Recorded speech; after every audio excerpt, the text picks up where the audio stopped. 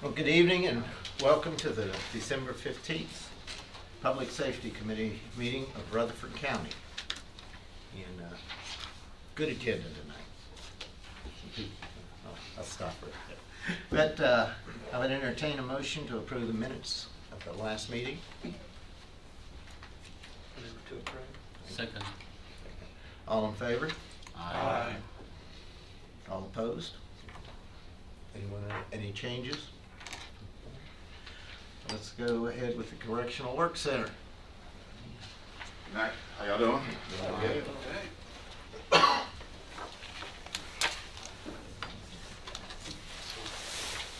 let's start with the litter checkup.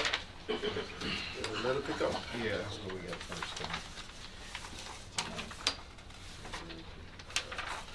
That was the last thing I had on, I believe.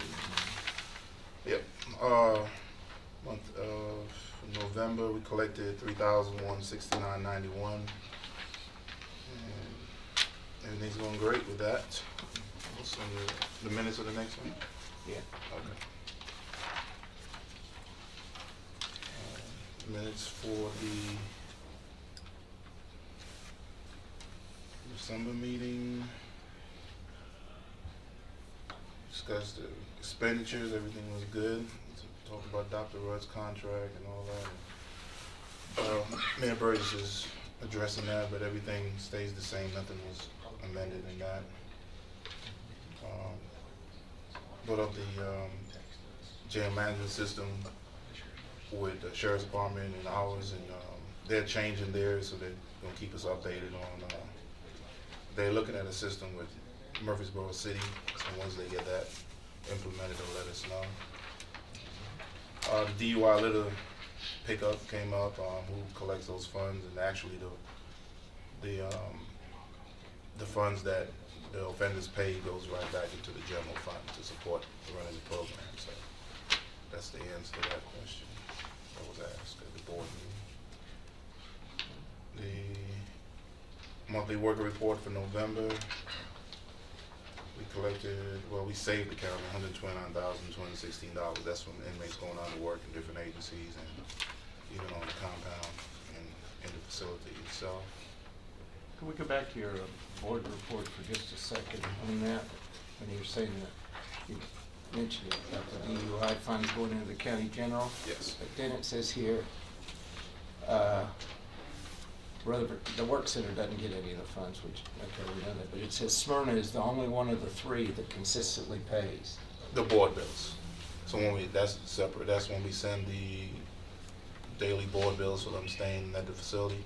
Okay. Smyrna, if it's a Smyrna case that generated out of the Smyrna court, we send the amount of days that that individual spent in the jail, and they're the ones that are actively collecting it from these individuals once they get released. So they're doing a good job with that. Work release program still going strong. Currently, we're up to 22 in the program.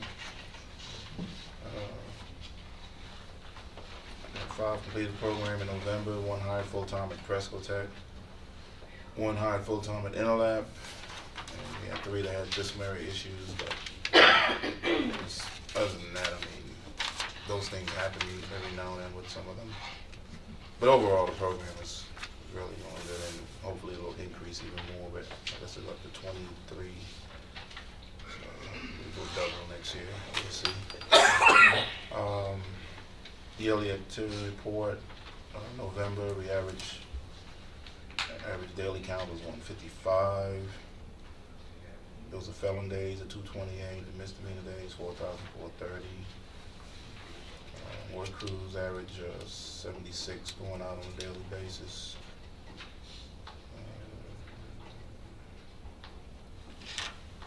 Disciplinary reports. GED program actually have their testing for their high set diploma tomorrow. Between us and the Sheriff's Department inmates, I think they'll have like 17 testing to get their GEDs for the high set. Other than that, it's pretty much that report. See any questions on anything? Anyone have any questions? Do you guys do anything special for holidays like Christmas out there? Do you do anything? We actually, good question. Yesterday, was it Saturday? Once again, in collaboration with New Vision Baptist Church, we can't praise them enough. They purchased over 1,600 presents for targeted inmates between us and the sheriff's department. And we took 57 to the church to meet their kids, had a service and gave the toys to the kids. Because I mean, I look at it in the church, and hopefully a lot of people in the community look at these kids shouldn't suffer because of adults' mistakes. So that's, like I said, the church went out and did their part, and we just want to be part of it. So that's to answer your question. They've done a lot. They really have. Mr. Chairman, I'd make a recommendation that we put together a resolution of appreciation for World Outreach Church. New Vision. New Vision Church, and present that to them first of next year if that's possible. Anybody else have any comments on that, or a second? Second. I think we're probably all in agreement, unless we have to do it properly, and all in favor of getting a resolution up for New Vision, please say aye. Aye. All opposed? The GED, when they get their diploma, Yes.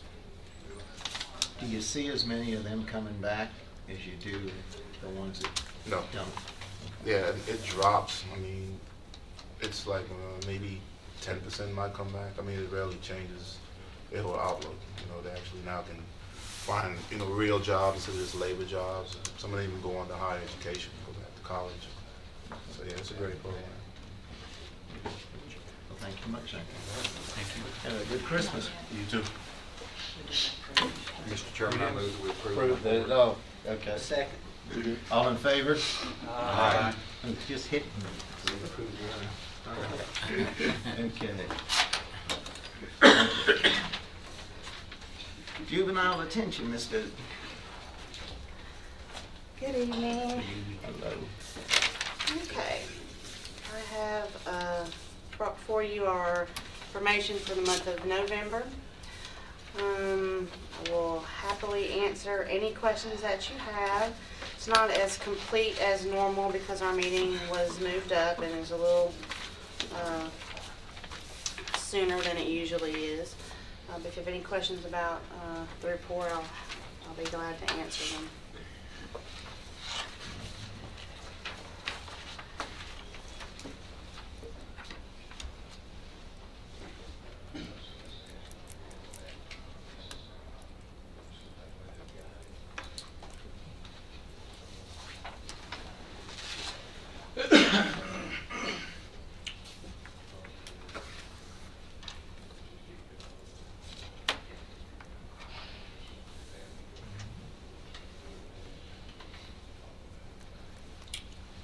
Any questions for Ms. Duke? Move to approve the report, Mr. Chairman. Second. All in favor? Aye. All opposed? Thank you for the report. Okay, I also have a contract for detention beds with Lauderdale County. It's going to be over towards Memphis. We had a contract with them quite some time ago, and they wanted to go ahead and renew. So I'm asking that we enter into a contract with them again. We don't have one currently. No, we do not. How'd they pay? It was I'm sure it was fine, but it was 20 years ago. You're recommending okay? Yes, sir. Move to approve the contract. Second. And this is our standard contract. Yes, it is. Further questions? All in favor? Aye. All opposed? Any? Motion passes. Thank you very much. Thank you. Have a Merry Christmas. You too. Happy New Year. All that stuff. Enjoy it. Thanks. Mr. Gregory isn't here this evening. He had, I guess, his family Christmas came early. 7-pound plus baby boy, so he's spending some time with him. But the deputy mayor assures me that everything's Copacetti, is that what you said? Copacetti. Copacetti, thank you. In there, in that department, basically just run like last month. So we'll skip the ambulance service. What? There you go. He had to have a little put down because he was so anxious, he was so happy he moved up one notch tonight. Yeah. Director also. Okay, first page is number of calls. It's up a little bit, and we were pretty busy last month, so month of November. Collections are down, but we kind of expected it to be down this time of year.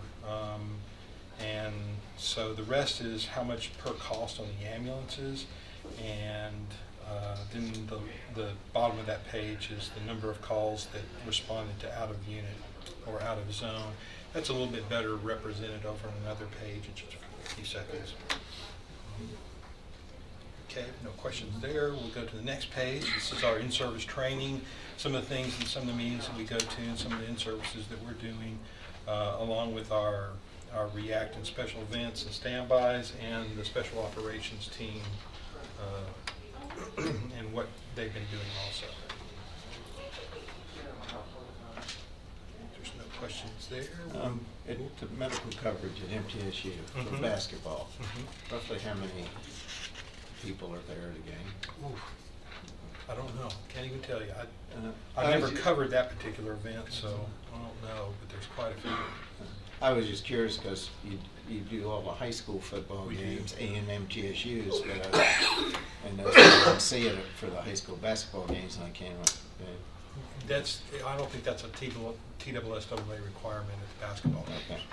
It is obviously for football. Blackman, this is our response time, so all of these are within, our norms that we've been doing. Our response time seems to be creeping up, and we're looking at ways to decrease that. Could it be traffic related? Could very well. It's November, so yeah, it could very well be traffic related. We're growing too. But yeah, the thing about it is we're just making more calls, and that's going to ease up the response time, because our unit on this side of town where your call is going to be busy, and we're going to take a unit from the other side of town to cover your call on this side of town, so the response time is greater. Okay.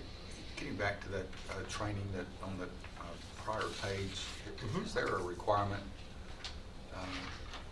a number of hours of training each year, or is there a certain requirement of retraining each year that each responder has to do? There are some things that are locally required, like the International Trauma Life Support class, Advanced Cardiac Life Support, and Pediatric Advanced Life Support. Those are required locally. To renew your license as a paramedic or as an EMT, a paramedic has to have, critical care paramedic has to have 4.3 hours of in-service, which is 43 hours in 2 years. And EMTs, somewhere around 30 hours in 2 years. Our people get a lot more than that, but that's what the requirement is. And then we're also required to have at least 1.5 hours every year for the ambulance service in total on pediatrics. But that's not all. We're also required by OSHA for certain things like bloodborne pathogens. We're required by state mandate for Vanessa K-free driving courses and things like that. So there's a lot of things that go into, is it a requirement? And the answer is yeah, a lot of our stuff is a requirement. And you track all that, of course. Absolutely. And we report it yearly to the state during the state audit. Thank you. Let me ask you, I noticed you did the Yellow Dot program at St. Clair Senior. Do you plan to do that in some other? We do. We are actually a collection point for the Yellow Dot. We just recently got that, and Terry Cunningham is in charge of that, and she's starting to spread it out a little bit more as we get more of the Yellow Dot things. It was such a big, the Tennessee Department of Transportation had such a big request for it that they just run out of packets. So, we're getting those packets in, and as we do, we'll distribute those out to even more. Good program, I think. Yes, sir. Okay, the fourth page back is your district calls by district and how many we made this month in your district. It is also our Nashville calls and our transport team calls. And so our transport team does both emergency and non-emergency calls too. The next page is the same information year to date. This is the page I was talking about that would kind of show you a little bit more about out of zones and those particular types of calls. I'll be glad to answer any questions you have about that. Yeah, District 21 has a high call too. Yeah, and you can see down at the bottom our totals where the highest ranking ambulances are down there. And then the rest of the report is thank yous and attaboys and those types of things.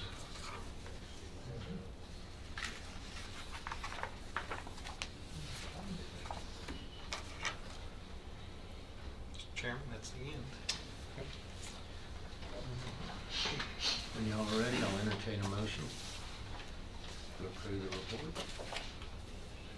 So moved. Got a motion? There's a second. Second. All in favor, please say aye. Aye. Opposed? Thank you. Thank you very much. Merry Christmas. Merry Christmas to you. Okay. Fire and Rescue, Chief Farley.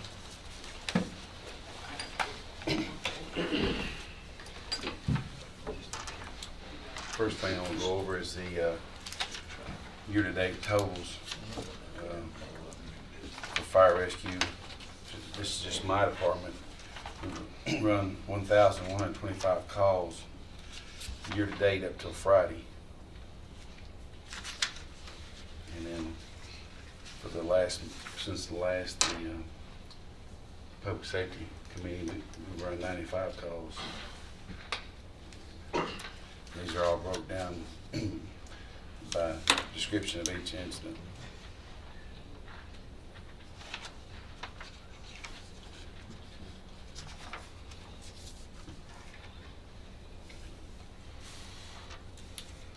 Next two pages are just the motor vehicle accident report. We had 43 motor vehicle accident responses. Average response time was 8.5 minutes.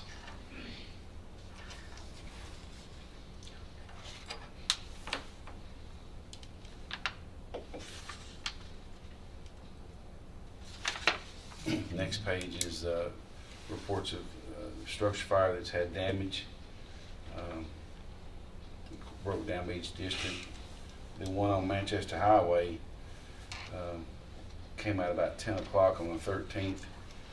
We wrapped up with that and had just reloaded our trucks, headed back to the station. It was a little after 12 o'clock when the one on Epcourt come out. And as long as I've been in this, I've never had two structure fires back to back that close. So we rolled out about 10 o'clock that night. We got back in about 4 o'clock that morning. So it was a long night. What did we have on Barley Lane? Structure fire? It was a structure fire. It actually what that was, I responded to that because it came out as a detached garage on fire, but it had a 500-gallon propane tank right directly behind it. So I made sure I responded to that and made sure they put copious amount of water on that and keep it cool until we could worry about the attached garage. So when I hear something like that, I usually head that way. Tucker Power. Yeah. Well, if you don't, it can be enlightening real quick for you. Yeah. The next page is the total responses broke down by each department. And of course, it shows broken down by structure fires, brush fires, vehicle fires, and different descriptions. Total call volume countywide this year is 2,527 calls. The total training hours is 6,191.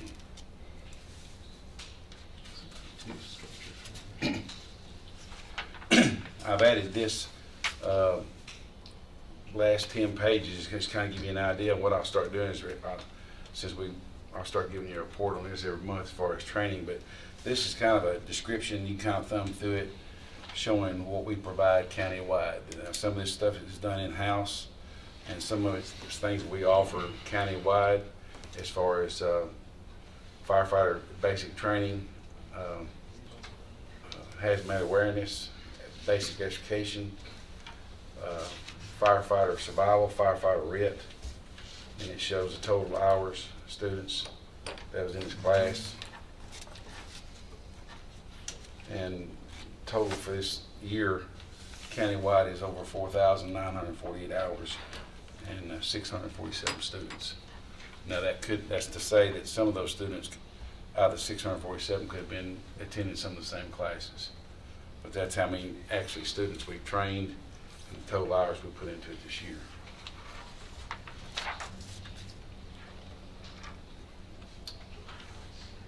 If you would, Chief Farley, remind us how many of those classes are conducted locally in-house? Well, except for the live fire training, which those are done at the academy, but your basic firefighting class, which used to be about $95 per student, we have instructors now that's in our department, and we put on these basic fire classes, and it went from $95 a student to $180 per class. So that's to say you could, for $185 you can teach 5 or 25 students.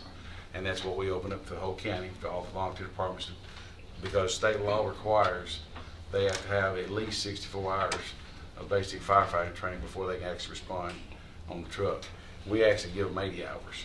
Those trainers are certified?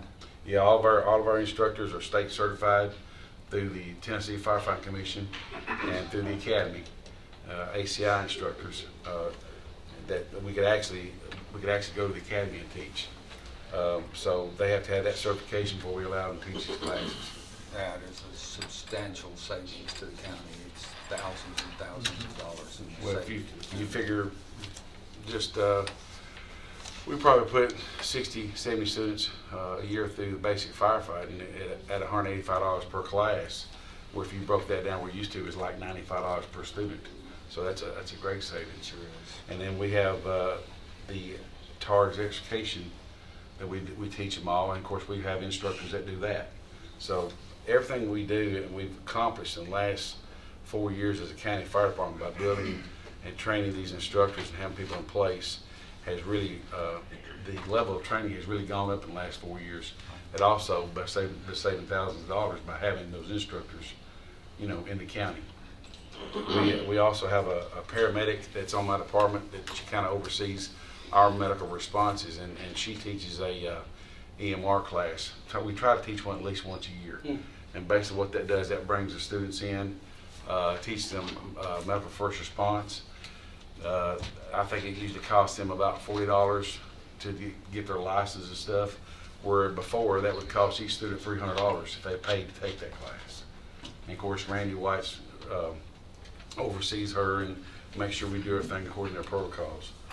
But the firefighter survival, the firefighter RIT training, which is rapid intervention teams, teaches the guys who have advanced training and more skills, that if we have a firefighter go down inside the structure, they're trained to be able to go in, assist him, change out his mask, give him more air, and hopefully retrieve him alive. So we're doing a whole lot more advanced training than we've ever done before. It's an outstanding job. Thank you. But this is just to kind of give you an idea that we are doing training. We offer it to everybody in the county. Everybody has access to that, the ones that want to participate. Well, a lot of times you do it with the cities also. You allow the city employees to come to some of your training? Well, I mean, not really, but a lot of the city and firefighters are ingrained in some of the volunteer departments in their community, so they do respond, and they also participate in the training. Any further questions for Chief Farley? I'll entertain a motion. So move if we point. Second it. Got a motion and a second. All in favor signify by saying aye. Aye. Any opposed? Thank you. Merry Christmas, everybody. Merry Christmas to you. Good job, Larry.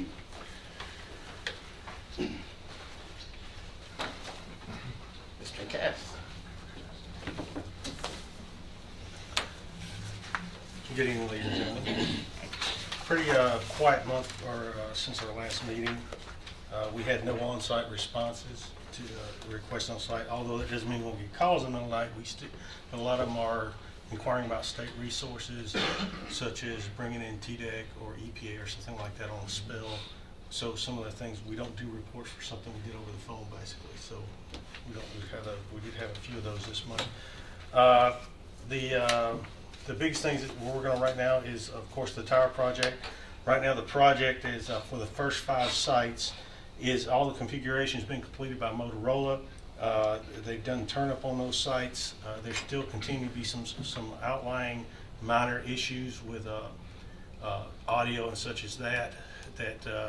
Basically the tower upgrade revealed other issues with departments' mobile radios as well as handheld radios in some cases. So they're working through some of that.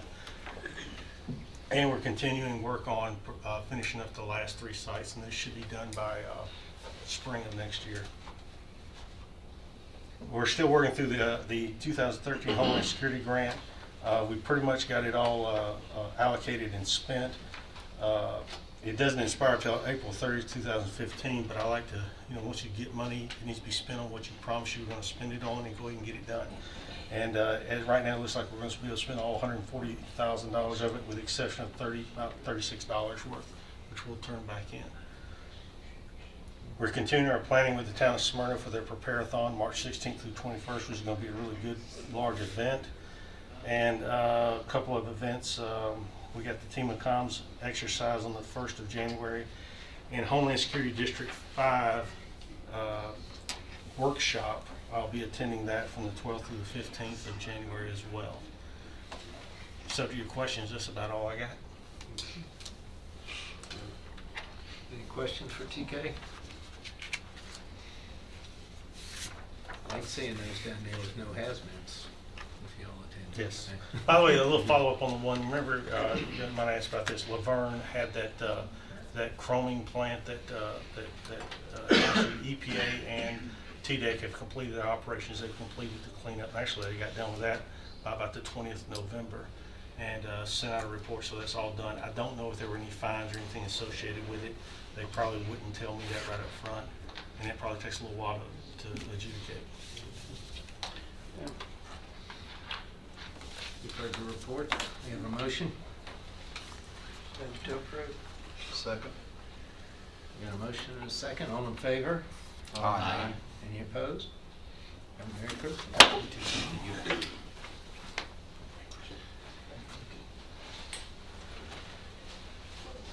Ocean.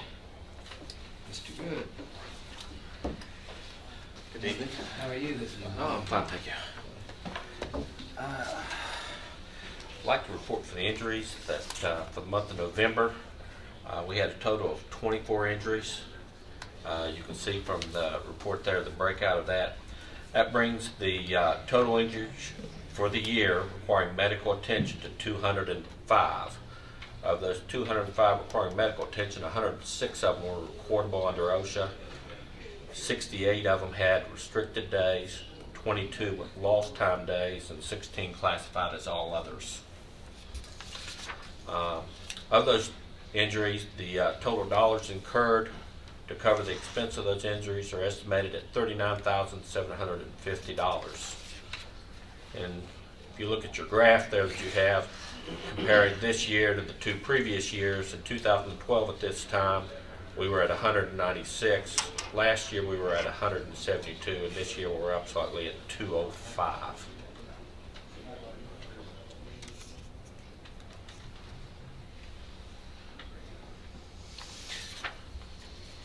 Of the injuries that we reported, 24, the Board of Education had 14 of them, and the total incurred dollars for those were $24,050, and the County General had 10 of them, which was $15,700. And the next page of the report addresses where those 10 are within the county, and it should be noted that 9 of them were within the Sheriff Department and 1 of them within juvenile detention. That 9 in the sheriff's department looks a little significant, and just wanted to bring out that 6 of those are due to one particular incident. An individual coming into the department through booking got to a confrontation. While it was resolved, it was later discovered that the individual had a bloodborne pathogen that exposed 6 individuals, and then all 6 had to be treated for that. So that's where 6 of the 9 came strictly from that. I wanted to take just a minute, since I'm addressing bloodborne pathogens, and you may have remembered just recently an article that came out in the WGNS radio website, and it talked about the water rescue.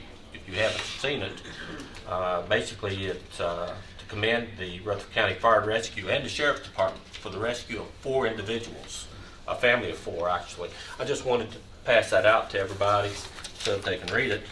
And also to tell you, you know, we don't realize when we read these things, and we hear these things, the significance. We think everything's great for the individual as far as, is there not another? That the family's safe. Oh, here it is. But the other thing is, you need to remember that water that's that the sheriff deputies and the fire department went into, those are sewer lines that possibly backed up, that had you know, human waste in that water.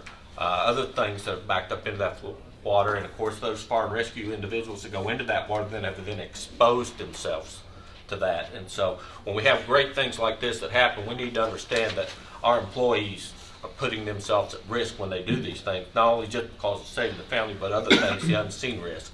And just like with this one, we're talking about 6 here tonight, you know, for one.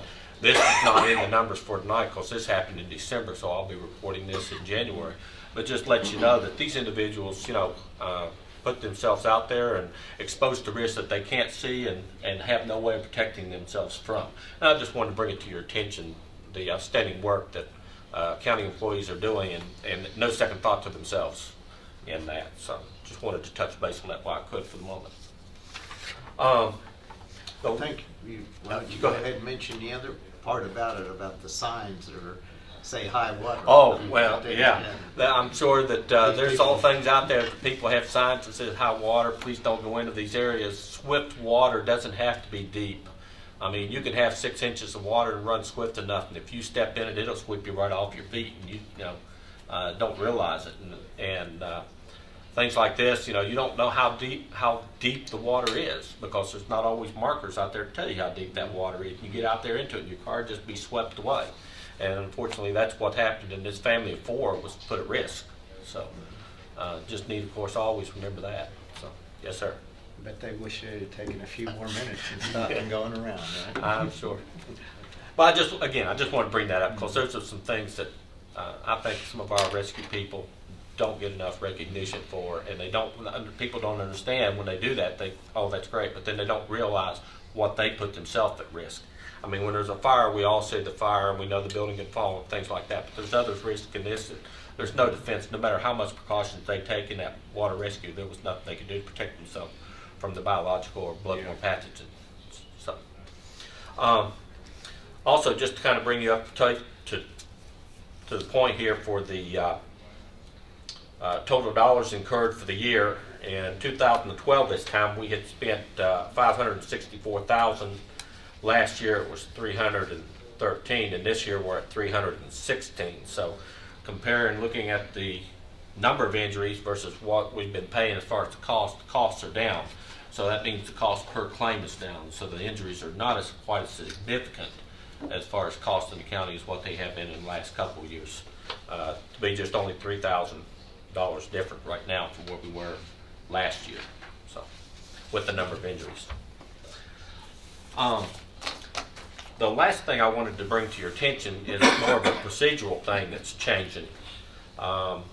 You may not be aware, but Tennessee has done a lot to try and prevent drug abuse from prescription drugs in the state.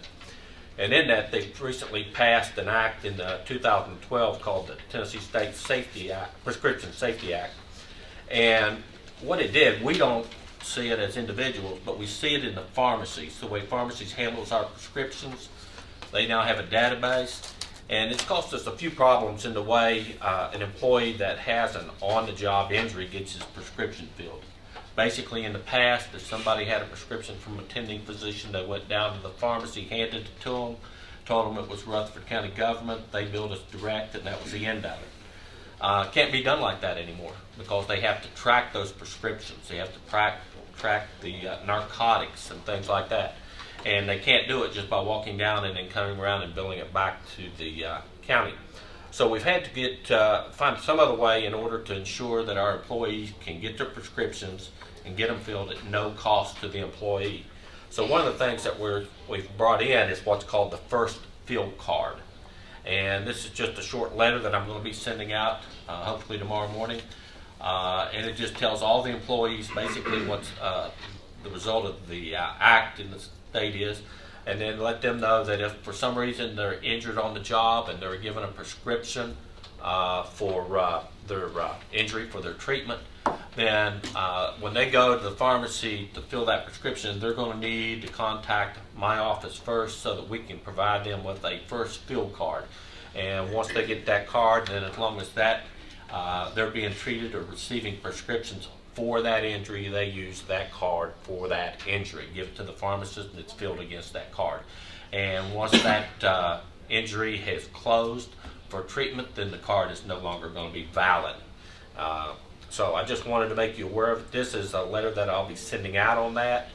The next page there, you'll look, and it's kind of like a little thing here, but down here at the bottom is the actual card. They're numbered, identified, and what happens, pharmacists, when they get the card, they pick up the phone, they call their database, it links in, and it actually links the number and the name of the injury, and then they're able to confirm that the injury and then track the narcotics according to that. Is there a particular pharmacy they have to go to? In fact, the very next page is a list of all the pharmacies, and these are, I shouldn't say all pharmacies, but these are the chain pharmacies. I think you'll find all of them listed here. There's also a phone number on the bottom that can also be provided for more of the smaller pharmacies also to be check and see. But all the big ones, I think if you'll look and see, they're pretty much all covered right there as far as that's concerned. What about when it ends? When the injury's over with? Is that plugged into the computers? Yes, sir, it is. You're absolutely correct. So every time somebody goes in, they got to have that card and the pharmacy checks it to make sure it's still an open. That is correct, sir. And if they would go in and somebody would fill it, then of course they have on file the name and address of the individual. And then the pharmacy, if they fill it and they didn't check it, then they're going to bill it back to the individual because the county won't be responsible because we've closed the claim then. Okay. Just wanted you to be aware of that procedural change. Any questions for Mr. Good? I'll entertain a motion. So moved. Second. Got a motion and a second. All in favor, please say aye. Aye. All opposed? That's You all. and all at Risk Management, and Merry Christmas, Happy New Year, Thank Happy you. celebration. Merry Christmas to all of you too. Thank you.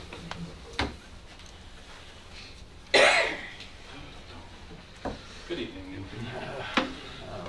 It's like a heavy artillery with you tonight. I know that everybody here tonight.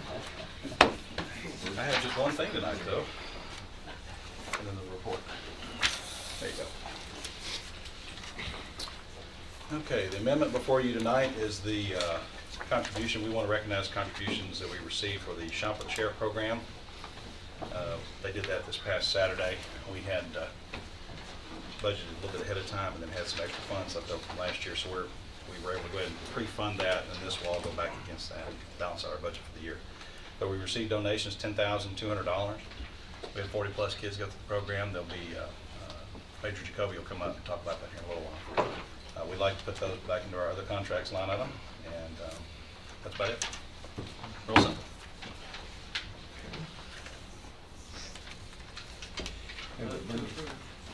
Got a motion to approve the budget amendment. Do we have a second? Second. All call the roll, please. Commissioner Gurley, Yes. Commissioner Nipper, Yes. Commissioner Piercy, Yes. Commissioner Phillips, Aye. Commissioner Reed, Yes. Commissioner Sereno, Yes. Commissioner Schaefer. Yes. Thank you. Then other is, I have our normal report, monthly report. Well, that's the standard question. Is there anything out of line right now? Well, we've been doing some comp time buybacks. So our overtime on the sheriff's office side is starting to get a little low. I think we're gonna be okay on that.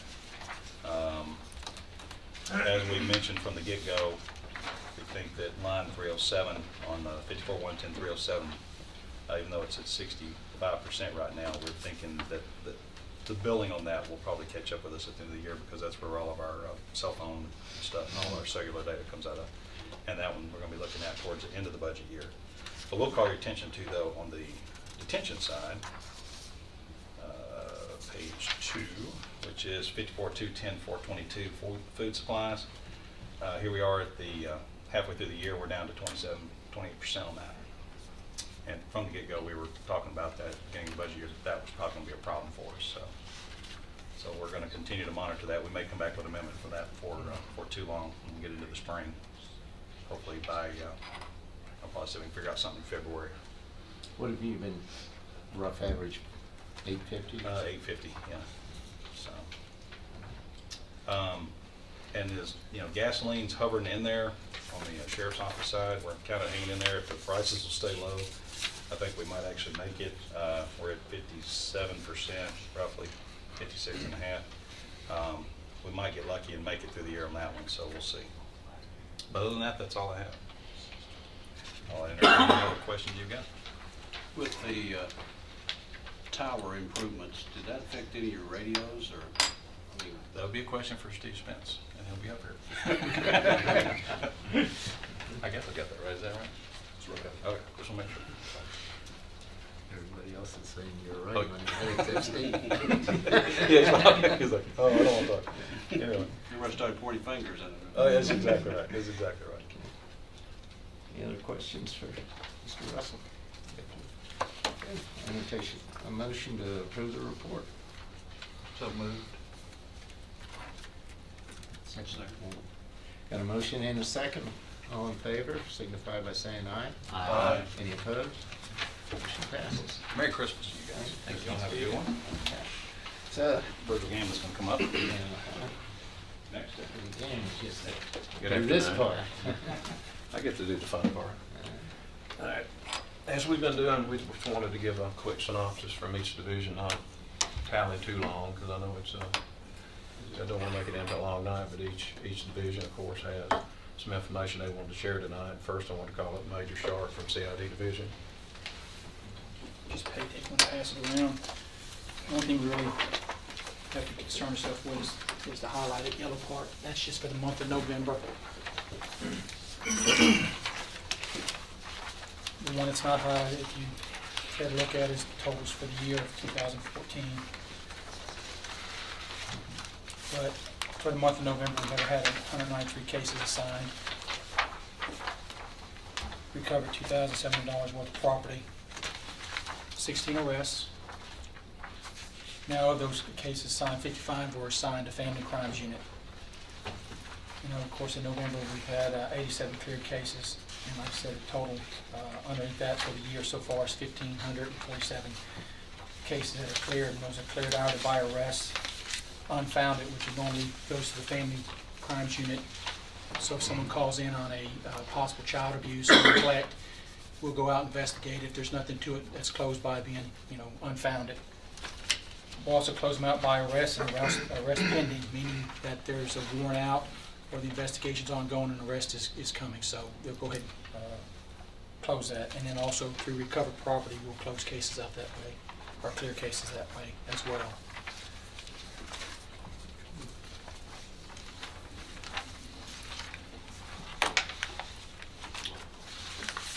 And I just added in for the total for the year, like I said, in black, so if you're interested in those.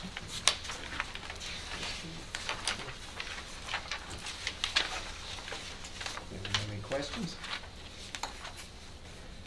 Busy? Yes, sir. All right. Thank you much. Next, I'd like Major O'Glenn to come up to the SRO Division.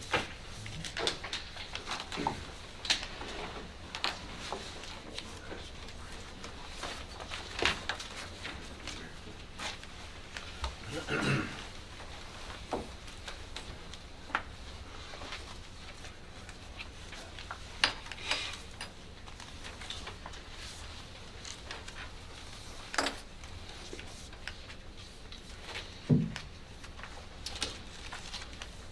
right, good evening. Basically, what you have in front of you are the same stats that you have last time, except from the last meeting until today's date. And it's broken down by the individual school. No real significant actions or changes since our last meeting. We did have our Shop with the Sheriff event this past weekend. We had 43 children that we shopped for. Each one got $200 a piece on a Target gift card, and Target gave us a discount. So on top of that, it ended up being about $240 a child they got to spend. And then anything over that, the SRO that shopped with them was responsible for the balance of that. So I think pretty much everybody spent a little bit out of their pocket. But it was a great event. Kids had a good time. Other than that, I think we're good. Where do you find the children? We find them in the SROs nominate them out of their school, but what we do, instead of just taking the child, if the SRO nominates them and that child has any siblings, we accept the siblings into it as well. Next year, we're hoping to expand it to about 60. So Target's still on board with us for next year, and we're gonna do the same thing. Is this mostly elementary, or does it go to middle school and high school also? It's mostly elementary. We did, I think, have one high school. I think we had one from a high school, maybe 6 to 10 from a middle schools, and the rest were elementary schools, but they were siblings of elementary school. Okay. Next year, we're opening it up to middle school and high school. What our goal is to eventually get one from each school in the county to be able to participate in it. But when you take a child and they nominate and bring them in, and then find out they have 4 siblings, and it kind of drops your number down a little bit. So, but they really enjoyed it, and it made their Christmas. So we're very proud of It was a lot of fun for the deputies also. Yeah. You know, we went out and participated, and they work really hard on putting this together, and we always appreciate, you know, the job that they do on that. But next year, obviously, if anyone wishes, you know, show up and we go eat breakfast. Commander O'Gwen here puts that together, and if you wish to, he can communicate with you about meeting us and going through with this too. Good programming, I know you're making. Yes, sir. Yes, sir. A lot. And I'm sure the SROs have criteria in which they choose too. Most of them are chosen out of the Atlas program, or most of the kids are in the Atlas program. So, you know, they have the Angel Tree, and if they kind of don't double dip. If you know, if they get to shop with the sheriff, then they not on the Angel Tree. So, Okay. but it's a great program. The community services, Sergeant Cassidy and Captain Spence, they do a great job with coordinating stuff and helping us with it. One of the things that I see here is all the advisory sessions that SROs have with it says the school. Does that mean at school with the children, or? Are you talking about advisory sessions with students, school? Yes, that's at school. With students, family. That means that they've spoken to their a family member, or had a family member up there, or spoken with the entire family. Advisory sessions with students, law enforcement. It means that it was a law enforcement action that the kid was doing something wrong, and we had to step in as a law enforcement. The advisory session with students in school is basically just, you know, if a child comes up and they need something, you just talk to them, you know, or as a mentor or counselor. And then with the parents and teachers, basically the same thing. The classroom lectures are where we actually teach classes, some of our programs in schools. Is this again done at all 3 levels, or mostly at elementary? All 3 levels. Further questions for Major O'Gwen? Just clarification, school's gonna shut down after this week for a couple of weeks. What are those, what do your officers do? The SROs, during the same holiday periods, they take off as well. What they do is they have so many programs that they do, as far as the programs, the after-school programs. These guys work sometimes 14, 16 hours a day. Sure. And they build up comp time. Well, we have an agreement that they get to build up 280 hours of comp time during the school year, and then that way they can take the same holidays off as the school year and work the same schedule as the school schedule goes. Okay. So, That way you don't have to keep covering them there and when school's actually in. yes, sir. Further questions? Appreciate it. Thank you. Thank you. Major Grissom, patrol next.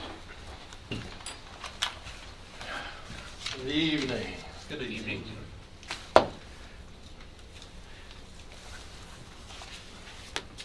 First thing I'm gonna hand y'all is a map of your areas. And basically a breakdown of what's happening in your districts. So you can just kind of see, it's got numbers on the side. How many burglaries, assaults, and so on and so forth, so that y'all know what's kind of going on in your area. If you got any questions, please ask.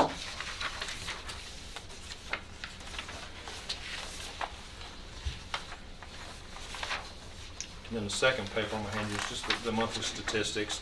There's a couple of things that I added on that I didn't mention last time, like our SWAT team and K-9, so on and so forth. Our biggest problem, as always, is, you know, we spend a lot of time doing emergency committals. We did 85 in November. You know, we've passed that 1,000 mark. Of course, we drive a whole bunch of miles. What I kind of wanted to show is what our training division does. They did 33 separate training classes. All those training classes usually a week at a time. It's 1,120 hours. Trained 260 deputies, including 519 deputies that visited us from other departments to attend our training. In our community services unit, you know, they give away car seats and they check car seats, child safety seats and so forth. They checked 75 child car seats and they donated 4 seats to different families. Our SCAN, which for those of you that don't know what that is, it's a Senior Citizens Awareness Network. They go out into the community, they're volunteers, and they visit elderly folks, help them out with whatever problems and try to get them and hook them up with whatever they need. They go through, people call and recommend and have people check on them, you know, and they go out and check. These folks that live on their own? Some live on their own, mostly on their own. You know, they're just, you know, we're just checking on them, make sure that they have heat and so on and so forth. How are you aware of? People call in and recommend and say, hey, you know, we noticed so-and-so or so-and-so may need some help, we want to check on them. Neighbors or relatives? Neighbors, relatives, so on and so forth. Get all, you know, emails, phone calls, Good. get all kinds of ways. And the people that work at the SCAN, strictly voluntary, and they do it all on their own. They do a great job of it.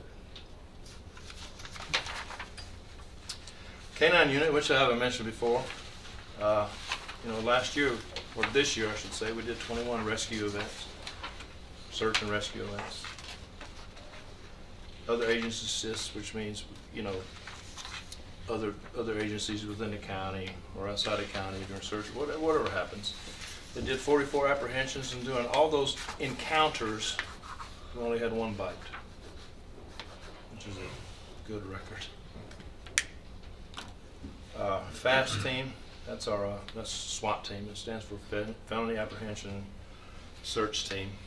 We did 5 high-risk search warrants, 4 armed barricaded subjects, which is a total of 11 operations. One quick question. There's been a lot of national news with demonstrations, and some of them got really kind of unruly.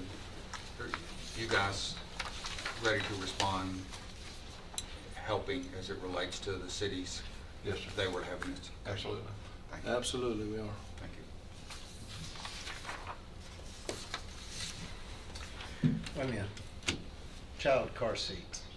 You're checking, I would say, number one, to make sure they have them in their car. Number two, that they're installed properly. The main part is they're installed properly and they're the proper size for that individual child. Do you find most are in compliance, or? Most are in compliance, and we're not checking for compliance. Yeah. What we're talking about is they'll hold a car seat event, we'll publicize it. People could come get their cars checked, is what it is. We're not stopping Some people to people check would their check, yeah. cars. You know, obviously, if we see a child standing up, we're going to stop them and correct that situation. But what we're talking about here is we give the public the opportunity, community opportunity to come in, and we'll check your car seat for you. That's what this is. Okay. And if you need one, you can't afford one, whatever, that's where we come You in. used to have it in schools, you used to do it and go around, and it would be like at the end of school or something, and be there, and all the parents and all the. Well, yeah, and they do that. They do that through, this was just for November, what they Okay. did. That's just November, what they did. The car seats that most of us, when we had children, had are a lot different than I know, now. yeah. I got six grandkids. It's Yeah, like, I know. you gotta have a PhD to figure them out. That's why I don't You know. do, In fact, they're not cheap. I have a 1-year-old granddaughter, and when she's gonna spend some time with us and the parents are going out, we swap cars, and we change the car seat. Makes it easier, don't it? Yeah, it does. Sure does. Any other questions about the drone? I noticed on here you had 4 armed barricade suspects or subjects this time. And I noticed last night we had a situation in Davidson County or in Nashville that occurred there.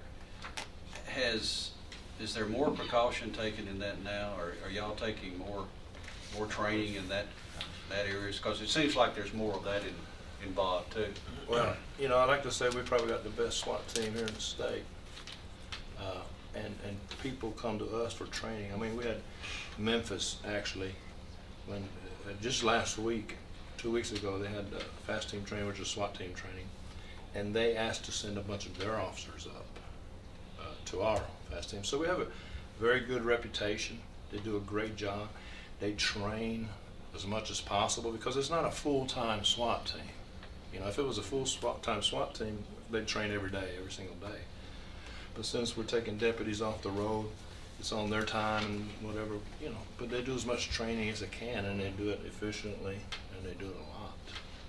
You also have very good negotiations. We have a great negotiations Avoid team. having to use the SWAT team. You know, for Rutherford County, there's nothing we can do but brag about those guys. I mean, they do a great job. They're very passionate about what they do. And I'm comfortable with them in any situation, whether it be the hostage negotiation team, whether it be the fast team, the SWAT team, K-9, Minor Patrol, or whatever. So they're trained, and they can do it, and they're ready for it, whatever it is. Well, that's good to know, you know, because now everything just seems like everything's right out in the public eye. And what we do, I'm glad to hear that. They're aware. But with us and our jobs, no matter what division, whether they get you, I mean, if you do and when you get in lawsuits, it's always failure to train. And so we try really, really hard to keep everybody on top of it, keep everybody trained, you know, go to every variety of good school we can send people to that's, you know, within the budget and everything. Well, I'll encourage all of y'all. You're aware of our Citizens Police Academy. Some of you went, some of you may not. Take it and learn all you can about the sheriff's office. It'll be an eye opener. And if not that, you know, encourage all of y'all to come down and ride one shift, a couple hours. You can do it anytime. We're more than welcome to. We're open 24/7. I'm glad to hear that. So we have to call. We didn't have to go. Even if you showed up and might said, hey, I'd like to ride tonight, I'm sure I can hook you up. And we're open 24/7. We're going to work it out. Thank you. Thank you. Virgil, what the next guy's coming up, you've been around a long time. Yes, sir. I've been around a long time. We've been around a long time, and you know how things have changed in the last 20 years. I guess so. And just some of the national news situation, do you ever guys ever use that as far as training and discuss what happened and Oh, absolutely. We do after actions. Of course, rapid response has changed since, Sandy Hook and some of the other situations. Without reiterating or rehashing that, I mean, a lot of people started to depend on SWAT teams too much. And some of your frontline officers who are very capable were not, allowed to really get more involved. And now, when you have events occur, incident command is taught thoroughly. I mean, we do tabletops constantly. We work with other jurisdictions very close within the county and out. There's so many avenues to train with now, but yeah, we on any event, I mean, there's intelligence meetings. We meet, we talk. So we're constantly looking at those things for any event that because it could happen here. Really good. And some of the police officers, from a nationwide perspective, individual police officers have taken a tremendous amount of heat for decisions that were made, and they were trained to make. Right. I just wondered if your folks in your department ever discuss those type of things. And well, you're always reevaluating how you do things. That's like I was saying. Anytime, even with the SWAT teams and any situation, we always do an after action where we say, could we have done this better? Okay, this messed up, that did. It may be a piece of equipment we needed, or something failed, or you even look at the communication level with the public. There's things that can be handled. There's always things to be handled differently and a little better. That's what makes you better. You have to admit, that there's faults here and there, and there's going to be. I mean, it's human error, but at the same time, that's where when we train, I mean, basically, you train in every situation that you can and hope that training carries over. We have some very good trainers that stay on top of things with us very well and stay up to date on what the needs are and the laws and those type of things.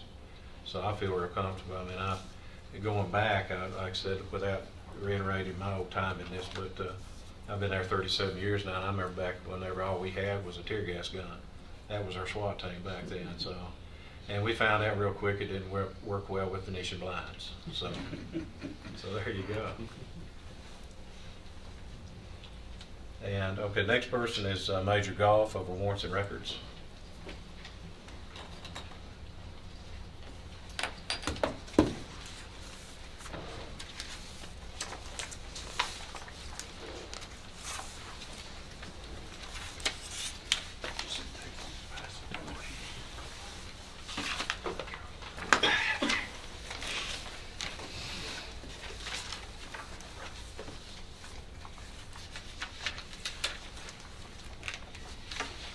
The top sheet's similar to the same sheet we gave you last month, except with the new totals added. Last month we served 1,158 criminal warrants. We served 1,477 civil warrants. That number. On criminal warrants, we served 1,015, and on civil warrants, we served 963. Last month, we took in 144 pieces of evidence. We're averaging 234 pieces a month over the last 6 months. Right now, currently, we're averaging about 75 out-of-county transports a month, and we're averaging about 45 extraditions per year.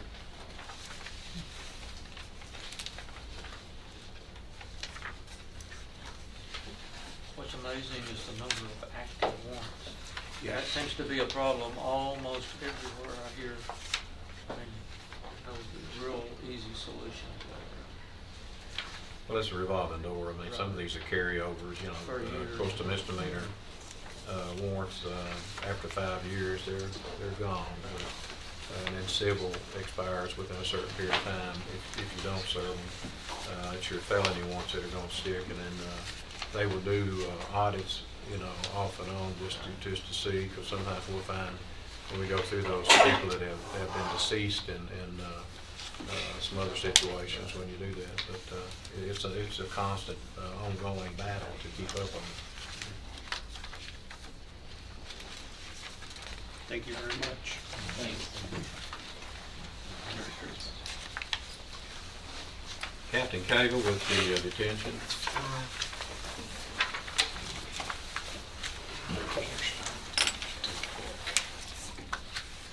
do want to mention one thing real quick, if y'all didn't already know, we won the Christmas parade, Sheriff's Office. That's a plus. In Eagleville? Well, actually,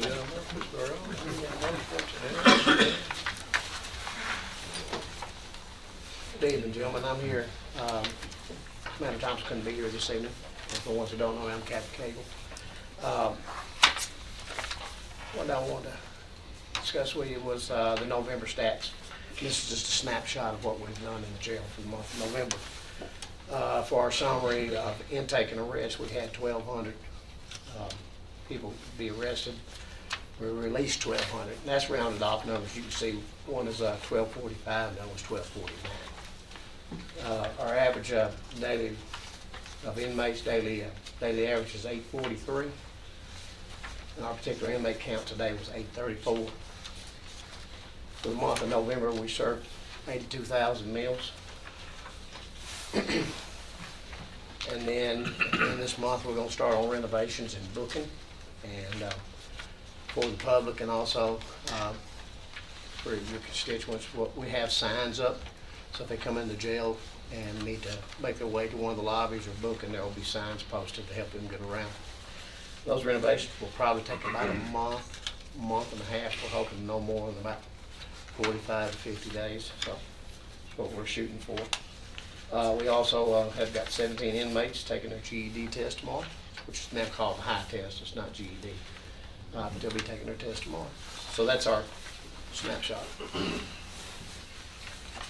Who teaches those classes? State Tennessee. I'm not the instructors. I don't know. They send them out. Do they really? Yes, sir. And they do it over at the workhouse. So we carry the inmates. They could come out of Nashville? Yes, sir. Good, okay.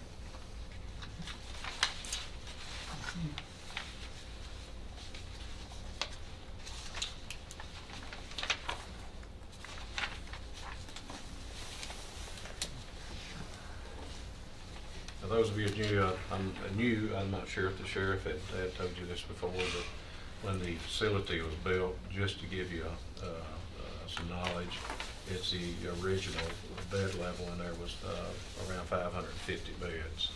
And some period in there with the growth, we added on some additional beds, and we have basically 958 beds, but it was in a facility really built for 550. So the kitchen had got expanded recently with the renovation, which can feed, the large numbers that we have. So, we're getting through that way on that, but just wanted to be sure and inform you about the size. When you look at 850, we've been upwards of 1,000 plus before. And I don't know, we all know the population growth is coming. So with that comes, unfortunately, more crime. You could have changes in the sentencing laws, which did affect us originally years ago. Just always want to throw that in. We talk about the detention areas. That's kind of one of your higher dollar places that cost you money. Is there a distinction now between state inmates and local inmates? There was a particular one time, and I haven't heard a distinction between those two. Well, you have post-trial and pre-trial. I mean, we've got, of course, we're the classification center. All the inmates for 1129 come through us, and they're classified if they don't meet certain criteria, which is a classification tree that we use for medical or past histories, even with juvenile. We don't ship them to the workhouse. I think we keep an average of 150, 200 1129ers in our facility for one reason or another. With that, though, and that's one of the sentencing laws that changed back in 1989 was if you're convicted in a county you're convicted in, if you have less than 7 years, then you're supposed to serve it in that county unless there's some exigent circumstance to be sent to the pen. We collect $37.50 a day, I believe, on average from the state for however many we have, and I think we've been averaging between 200 and 300, low 200s and then 250s. We've been upwards of 400 to 500 of state prisoners. They try and So, cut that back at the state there, level. Yeah, there's still some battles in there that we're trying to work out, but it has to, parole violations, VOPs, those type things, as to when the state starts paying for those. And plus, the medical wise, the only time that the county has a situation of reimbursement is if a person stays overnight. If you have basically outpatient care or anything along that line, the state does not reimburse for that. In 2002, that's when I came on the commission, we got $35 a day. And now, 12 years later, we're up to $37.50. Wouldn't you like to be able to feed your family on a $2.50 increase a day? So, What is this total inmate bond amount? What is that? well, go ahead. You go ahead, too. Well, basically, it's a statistic we keep up with. Sometimes there's audits done by the state. And what it is, it's a statistical audit. Say 20 bondsmen come in and they make bonds for certain amounts of money. That's the total amount of estimated bond that's made. It doesn't necessarily mean that's how much cash flow there is necessarily, because normally they're going to do 10% of the bond, on top of that. So it's just a way for us to keep up with who's making bonds, how much. And plus the court system, Melissa Harrell's court, they work on keeping up with the number of bonds that have been made by an individual bonding company. If they exceed a certain amount that they don't have CDs online with, then they'll shut their bonding privileges down. And plus, the state has really come after state taxes this past 2 or 3 years from IG's office, and they've been hitting a lot of counties in the state for basically catching up on taxes that need to be paid on those amounts. Any other questions? Thank you. All right. Next, I've got communications, Lieutenant McCluskey, also Corporal Shannon McKnight is going to come up. This is an area that we have not always given a synopsis on, but we feel like it's necessary. We've had a new center basically built a couple of years ago, redesigned. We've got some updated equipment. The towers are being worked on, as Commissioner Gurley knows. There's still a few issues out there being tweaked out. But I wanted them to kind of give a synopsis of where we're at with communications. I'm Corporal Shannon McKnight. Basically, if you turn to the third page, there's a summary. That's just a brief overview. We're in charge of answering all the 911s in the county. We answer non-emergency calls for service from the public. We also monitor 3 radio frequencies full time. We do this most of the time with 3 or 4 dispatchers. So when a bad wreck happens on the interstate and 5 different people call 911, we are the 3 people that are answering those phones. Right now we're working 3 shifts of 8 hours. We've got 22 people in the division. That includes 1 lieutenant and 1 federally mandated terminal area coordinator for NCIC.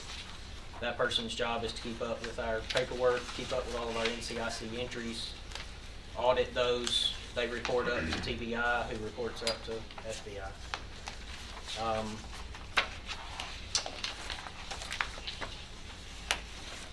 NCIC over the last few years has become a huge workload. In addition to the call volume going up with the population increase we've seen, there's a slide in here, 2000 versus 2013. That's about halfway through the packet.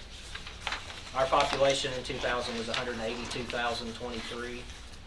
Last year, 2013, it was 281. That's a 54% increase. Our calls for service at the Sheriff's Office was 46,000 in 2000 and was up to 68,000 in 2013. That's a 47% increase. We've had a 0% change in dispatchers in that period of time. We have not added any personnel.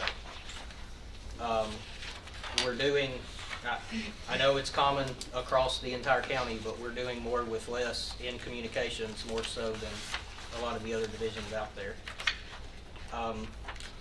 For you people who are number junkies like myself, there's some calls for service in the back of this packet, just for your information. There's a mathematical prediction at the back. By 2016, we'll be looking at 90,000 calls for service a year. only 3 years later, in 2019, we'll be looking at 100,000. Those numbers are continuing to go up. I know everyone saw the Daily News Journal last week with the article, the city's 20-year comprehensive plan saying the city's going to double in population possibly by 2035. That directly affects our workload. If you have any questions, my name's Shannon McKnight. I work second shift. My phone number is 911. Please don't call me to ask. Your number is 898-777. Correct. In reference to the NCIC that Shannon was speaking of, right now we have over 800 people entered as order protections, ex partes, bond conditions. Probably about that many wanted people, felons, misdemeanors that are anywhere wanted from locally and will extradite all the way to Alaska. So there's 1,600 people right there that we have to keep up with monthly. We have to, not only do we have to enter them, we have to validate them, we have to modify them. We also enter stolen guns, stolen articles, and all that is done while we're taking your 911 calls. It's not separate. All of our dispatchers have to enter all this paperwork, have to modify it, have to update it. And so we're trying to do all that while we're taking regular calls, dispatching officers, dispatching fire. So we're trying to get that off the console so that each dispatcher only has to answer the phone and the radios. So we can, you know, put more attention to our phone calls, our 911 calls, and our officers and our firemen that are going to these calls. We'd like to truly invite anybody at any time, any division down there, please come down and take a quick tour, or a slow tour, whichever one you want to do. And just, you know, see what's going on. Communications, for instance, many years ago, as Commissioner Phillips brought up, Chief Garrett and myself that are here, we used to go in and dispatch, you know, relieve a dispatch to go to lunch or something. That's And we would be glad for them to come in. It's impossible now to do that with the specialization that has occurred with communications. By law also, you're Yeah. required to have mandated training. And Can't be left alone without a certified operator. so please, you know, we ask you to just come down and take a look. They might make you spend the night. I can say Hey, for sure, come on. having been in dispatch quite a bit, they are busy, very busy. And it's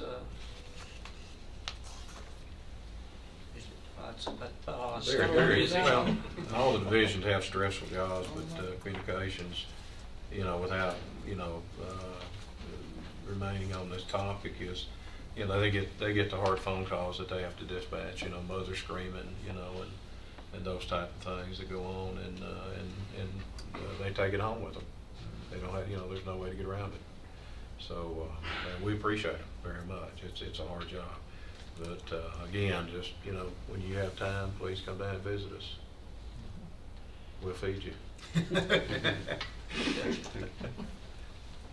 Thank you. Thank you. Anyway. I believe last but not least, and try to hit the clock right, is our IT division, John Frost, Darlene Spence.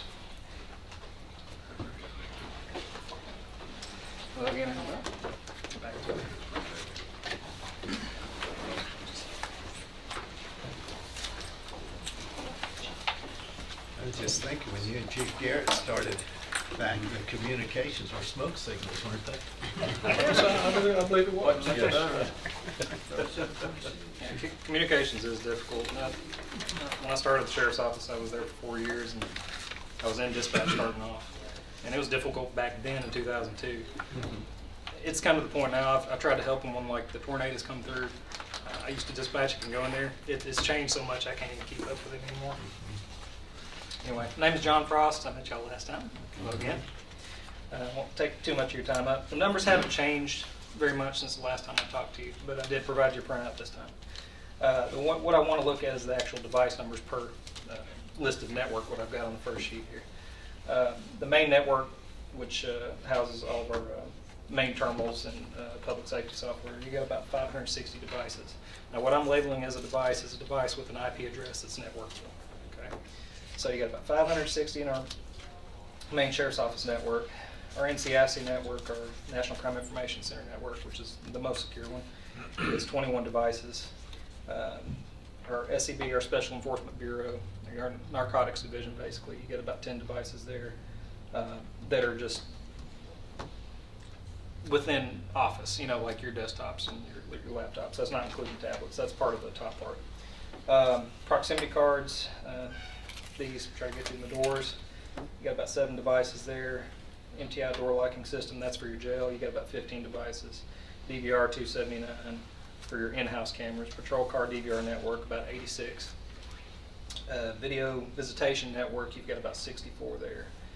And that's all handled by first tier, 2 technicians, and then us on the second tier level. So total devices, you get about 1,042. That's not including the 2 networks that we also house at the Sheriff's Office, which is including the radio network that Joe operates on and the 911 network that the 911 board operates on, which we're kind of not, we're kind of first level response. Hey, if my server's on fire, you know, we need to take care of it because we have an obligation to. But usually they'll handle that. So we try not to interfere with that too much. Next couple pages is our closed tickets. Again, I said last time we didn't start our ticketing system until about April of this year. So it won't be a full annual number, but you know, you get a good general idea that we've had about 984 closed tickets on the first 15 pages. And that's basically just a breakdown of, you know, the problems that they've been having. This is not including software. This is just kind of general, hey, my printer's not working, I need connectivity for the tablet, etc. And after that set of pages, you go to the open remaining tickets. We've got about 296 open items. That can range from anything, really. Whether it be we don't have the resources to cover the request, or the request is a long project and takes time to finish, or we just can't figure out what the problem is and we have to bring it up to the next level of support. So that's where your open tickets are. And on the back, I included an article researched by the HDI Research Corner back in March 2013. I got it off of Baumgar's website. We would be listed under on the first page of the article, we'd be listed under the 313, the small organization, because we have about 500 end users at the Sheriff's Office. But you're looking at about 313 devices that I was mentioning. Back on the first page, you get 1,042 devices. That's roughly averaging first tier tech support would be about 3.5 technicians, calculating out. So, I mean, we are a little shorthanded. We try to do what we can, but like every division out there, everybody's shorthanded, and we try to do the best with what we got. But that's pretty much the scope of our division. And one of the things that they do, of course, they research and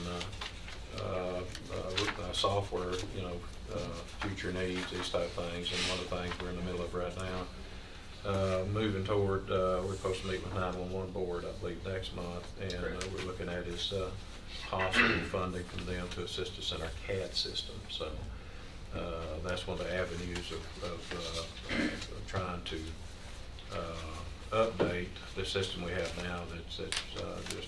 It's limping along pretty obsolete, and it's time to move on. So I know y'all have had some updates on other software, so I just wanted to keep you in the loop on that, but we'll get into that more later as it comes out. There's been, I guess I've brought it up more than once about national news, and one of the things that are coming out are these cameras that officers are supposed to be wearing around their necks.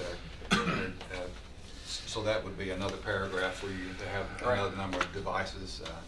Would what we have in-house be able to monitor those devices, or are we talking about something else that might be needed to update? If anything, I believe the network, the actual network, the transmission of the data would handle it. The only thing that I would suggest adding on to would be DVR storage, because obviously, like any camera, you've got to keep at least a certain good amount of time for legal purposes. But I'd say another server that we would house however many body cameras that we would get. It all depends on the size. You know, there's a lot of different variants. I think there's some debates out there still going on. You don't want to knee-jerk react to And we've looked at body cameras, been looking at them even when you patrol that's out here on your checkpoints and things. You've got goggles and all types of things that you can video choose on a certain level. And I think there's some questions that your district attorneys and other people have to look at as to whether it's an invasion of privacy when you go in someone's home with this camera on or not. So there's going to have to be some things looked at and not jump too quick at. Be on top of that. Of course, for instance, in Bookend, we have tasers that have cameras on them, and I think we had used it at least 5 times, I think, last month or so. We video every bit of that. And of course, there's a potential for lawsuits constantly. So, you know, the training comes in and all this type of stuff. It's not always how it looks on TV. Are those cameras, are they maintenance nightmares, or are they real consistent? The technology has gotten better. We've gone to a better grade of cameras that we use now. Everything's gotten so solid state in a sense, and John can allude to that even better. We still have, is it 50 or 60 cameras that are the customs cameras, for instance? You're running about 40 right Okay. now. That we need to get replaced, but we replace those as they crash, and that's kind of been a nightmare to stay on top of just because of the software and It was older technology. Yeah. We pretty much had to physically lay hands on each patrol car, whereas the new software that we're replacing them with, you can do it from the server level. So it's a lot easier. It's a lot easier to maintain. And there's such evidence guidelines on that they have to directly be involved with even removing those, you know, for evidence room and those type of things. Commander Goff was up here a while ago, so there's a lot of areas that, you know, we don't get into. You just don't have time. But you know, as time goes, we can educate you further on that. You know, with those things. But as you know, technology is getting to be obviously the name of the game to better the job. Crime statistics, crime analysis, all of those things is what's going to get you where you need to be. It takes bodies to solve it, but it gives you the tools to get there. It keeps you out of trouble. Or get you Or out at of least, trouble. yeah. That's true. Thank you. Thank you much. And unless someone has any more questions, I think we've taken up enough of your night. We appreciate it. Thank you. Thank you for the information. Good job, buddy.